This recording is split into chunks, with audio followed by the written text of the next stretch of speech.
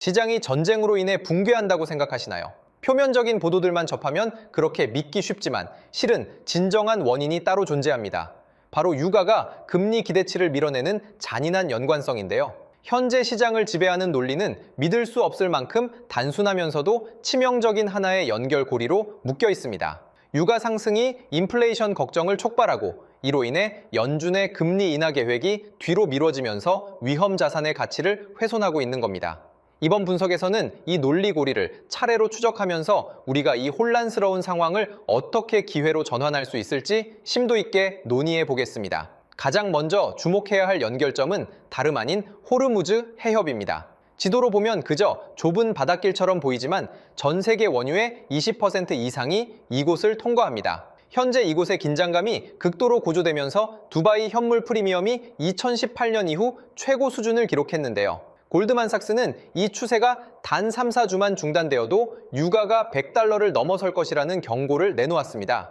이는 단순히 기름값이 올랐다는 수준이 아니라 에너지 공급망의 핵심 통로가 마비되면서 시장의 가격 결정 기능 자체가 흔들리고 있음을 의미합니다. 결과적으로 유가가 인플레이션을 다시 자극할 것이라는 두려움이 이미 가격에 반영되기 시작했다는 것이죠. 그렇다면 비트코인은 왜 이토록 힘을 쓰지 못하는 걸까요?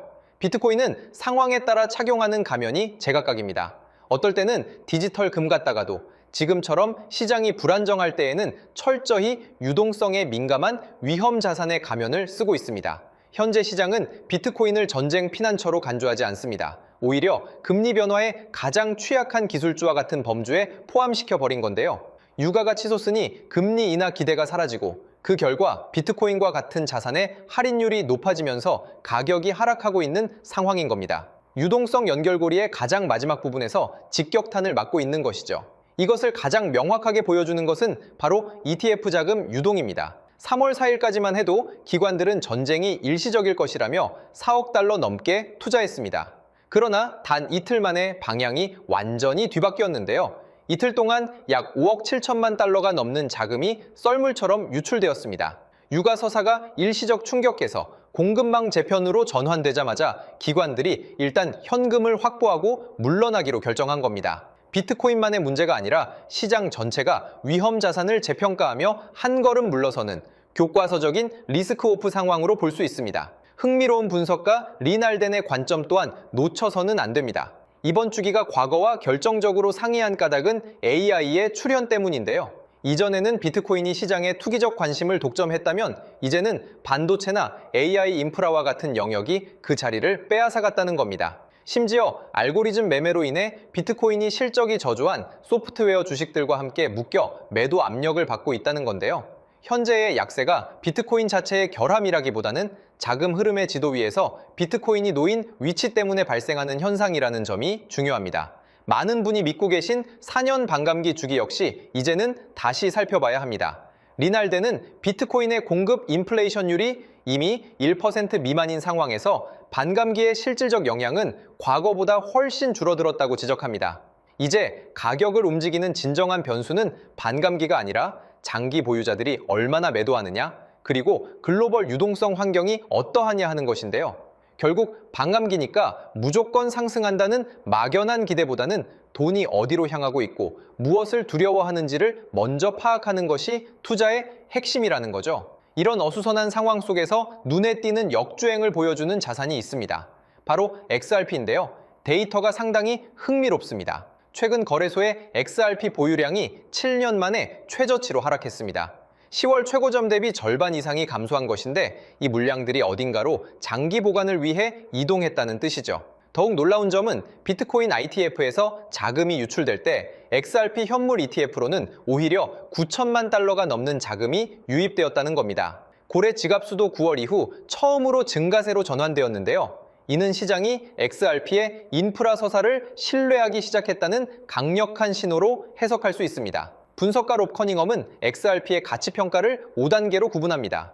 지금은 기관들이 축적하는 2단계에서 실제 금융 인프라로 전환되는 3단계 사이의 지점에 있다고 평가하는데요.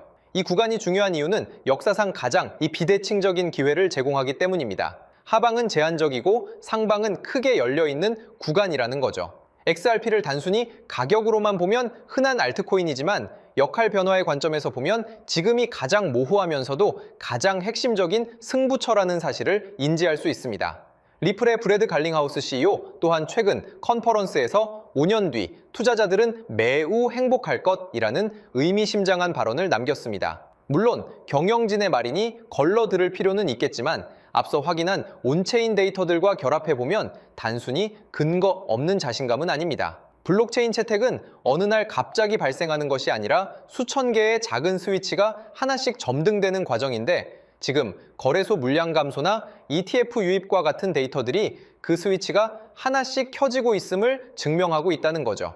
결론을 도출해 보겠습니다. 현재 시장은 유가와 금리라는 거대한 파도에 휩쓸려 있습니다. 비트코인은 그 연결고리의 끝에서 위험 자산으로 취급받으며 압력을 받고 있죠. 하지만 리날덴이 지적했듯 비트코인은 현재 역사적 과매도 구간에 도달해 있고 XRP는 인프라 자산으로서의 존재감을 데이터로 입증해내고 있습니다. 전쟁 소식에 일희일비하며 차트를 보기보다는 내가 보유한 자산이 이 큰 그림 속에서 어떤 기능을 수행할 것인지에 집중해보세요. 혼란스러운 시기일수록 결국 본질적인 가치와 역할을 지닌 자산만이 생존하는 법이니까요. 오늘 분석한 내용들 잘 숙지하시면서 흔들림 없는 투자 스탠스를 유지하시기를 바랍니다. 오늘 준비한 소식은 여기까지입니다. 여러분의 성공적인 투자를 응원하며 다음에도 날카로운 분석으로 다시 찾아뵙겠습니다. 감사합니다.